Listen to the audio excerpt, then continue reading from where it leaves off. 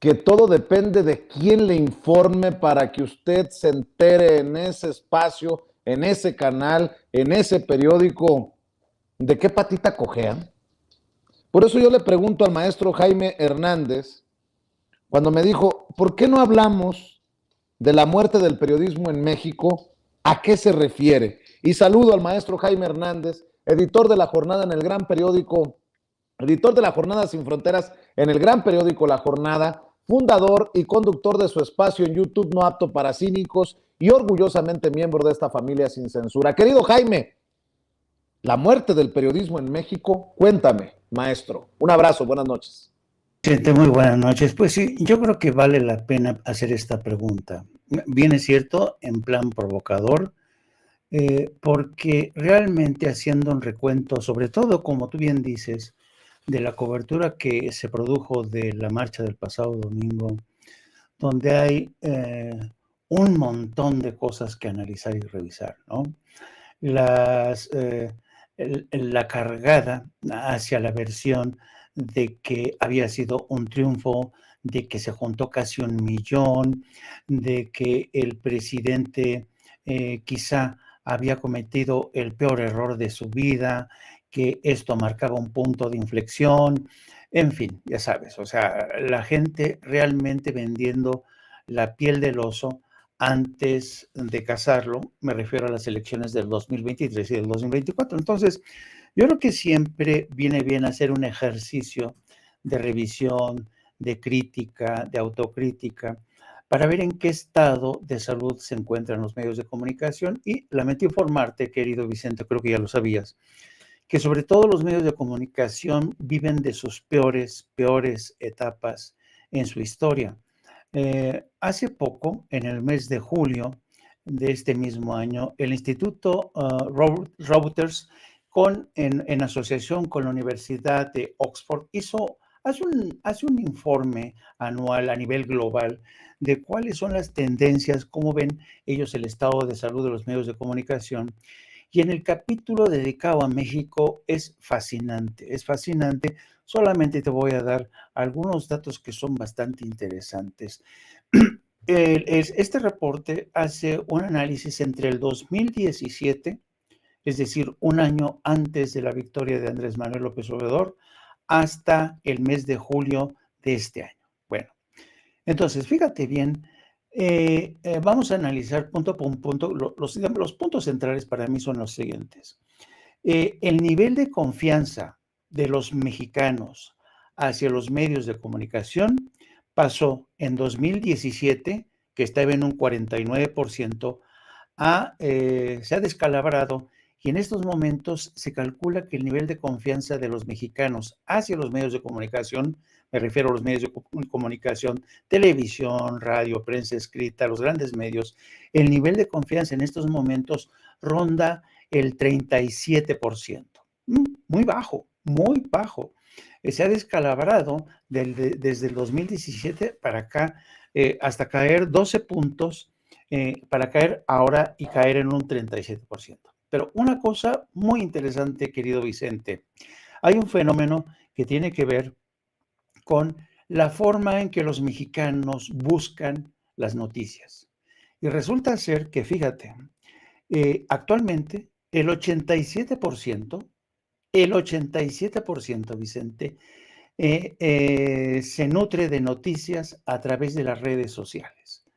Primeramente Facebook, YouTube, WhatsApp, Twitter, Instagram y Facebook Messenger.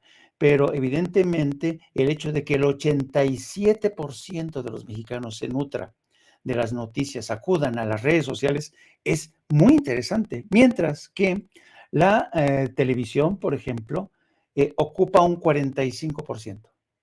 La televisión, los ciudadanos acuden a la televisión para informarse solo en un 45%, mientras que en la prensa escrita se ha descalabrado hasta el 24%. Es interesante cómo en México una inmensa mayoría ya de mexicanos se nutren de las redes sociales, confían más en las redes sociales porque son más accesibles. Ya los grandes medios no gozan de la confianza. Entonces, esto es interesante tenerlo en cuenta. Entonces, en ese contexto de crisis de confianza en los medios, la gran pregunta es, ¿podrán los grandes medios corporativos recuperar la confianza perdida de los ciudadanos? Tienen que hacer realmente un ejercicio de autocrítica que yo me gustaría, por ejemplo, que partieran de la marcha del pasado domingo. ¿Por qué no hacen un análisis del sesgo informativo? ¿Por qué no todos los medios de comunicación no informaron del tema de los acarreados? ¿Por qué la mayoría de los medios de comunicación no hicieron una distinción precisa de quiénes acudían? Lo que tuvo que hacer esta mañana el presidente de la República. Roberto Madrazo. ¿Quién es Roberto Madrazo? Uno de los políticos más corruptos y quizá uno de los mapaches más distinguidos. Ahí tenemos el caso de la maestra Elbester Gordillo, Vicente Fox, un delincuente confeso que declaró que había cargado los dados para favorecer la presidencia a Felipe Calderón, para hacer fraude, en pocas palabras. Entonces, muy pocos medios oficiales, o perdón, dicho, convencionales, con algunas excepciones, con muy pocas excepciones, pero casi nadie se atrevió a ir más allá en el análisis. Bueno, ahora bien, ¿qué es lo que está pasando, por ejemplo, en el caso de la televisión? Me refiero a ese ente que tiene, como dicen los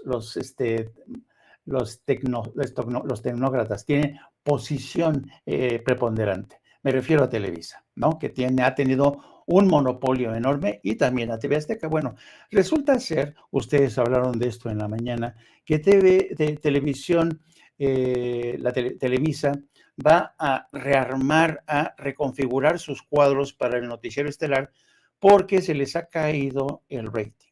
Y esto tiene que ver con la credibilidad de ese medio de comunicación que se ha convertido en una suerte de alarma, un escándalo, ¿no? Todas las noches arrancan con muertos, balazos y las historias que tienen que ver con las políticas de gobierno, las políticas públicas, se van en breves nacionales y se acabó, ¿no? Bueno, resulta ser que Televisa ha anunciado que va a hacer cambios y que viene a sustituir en el asiento de Anchorman, es decir, del hombre ancla, que es por el que apuesta Enrique Acevedo, que es un periodista mexicano que surgió del Reforma, se fue a hacer estudios de posgrado a la universidad, a Nueva York, algo que muy pocos periodistas pueden hacer. Luego se lo fichó Telemundo y luego Univisión. Y como tienen ahora esta fusión Televisa y Univisión que pretende vender y competir sobre todo con Amazon y Netflix con programas de calidad, algo que yo lo veo bastante complicado, pues bueno, fichan a Enrique Acevedo, y Enrique Acevedo en una entrevista con el diario El País dice lo siguiente: no te lo pierdas, querido Vicente. Bueno, habla de cuál va a ser su visión, ¿no? Le pregunta el reportero, ¿por qué momento pasa la televisión en México? Y le responde, dice, esto va a poner los pelos de punta a muchos, pero no hay mejor momento para las noticias por televisión. Muchos creen en esta revolución digital como un futuro de suma cero, pero nos han ofrecido esta falsa opción entre medios viejos y nuevos medios, entre la televisión y su enfoque lineal y lo digital con mensajes instantáneos y las redes sociales.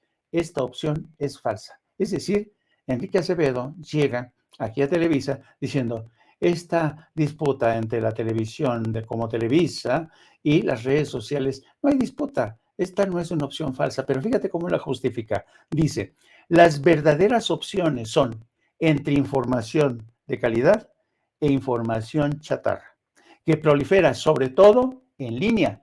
La gente se está dando cuenta de esto. Lo que la gente necesita es un producto bien curado, es decir, bien cuidado. Mi analogía es la comida chatarra. Cuando comenzaba a estar disponible, la gente, se refiere a las redes sociales, las veía como algo muy atractivo y de fácil acceso. Era barata. Y es lo que está pasando con la información. Está ahí en cantidades que nunca habíamos visto. Es atractiva la manera como la empaquetan y está diseñada, pero poco a poco la gente se está dando cuenta de que no hay ningún valor nutricional en ese menú informativo que lejos de ayudarnos, nos está intoxicando. ¿Me estás escuchando, Vicente Serrano? Así es que es la opinión de Enrique Acevedo, que llega prometiendo que él va a poner las cosas en orden, que frente a medios y redes sociales que ofrecen información de poca calidad, ellos prometen información muy cuidada, de mucha calidad. Así es que, y yo sospecho que uno, para recuperar la confianza de los televidentes, de los ciudadanos, va a ser tremendamente complicado. Es decir, Televisa no se va a transformar de la noche a la mañana, ni tampoco la forma en que opera. Son más versátiles, son más flexibles, las redes sociales, nos modificamos así, mientras que un monstruo como Televisa es como un paquidermo, ¿no? Así es que yo veo que aquí mucha gente que trabaja aún para los medios convencionales o corporativos aún no se ha dado cuenta que no se da cuenta. Y yo creo que la gente necesita información pura y dura, necesita también opinión de calidad, no paparruchadas que repiten en estos programas como Tercer Grado, dándole la razón a Claudio X González, al líder del PRI o del PAN.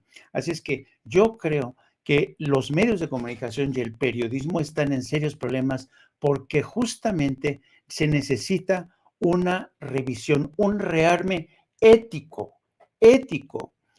y de imaginación en los medios de comunicación, porque si no actúan de esta manera, querido Vicente, si no hay un rearme ético, yo dudo mucho que esta gente pueda recuperar el tiempo perdido, sobre todo en el terreno de la credibilidad y la confianza. De hecho, debo de decir que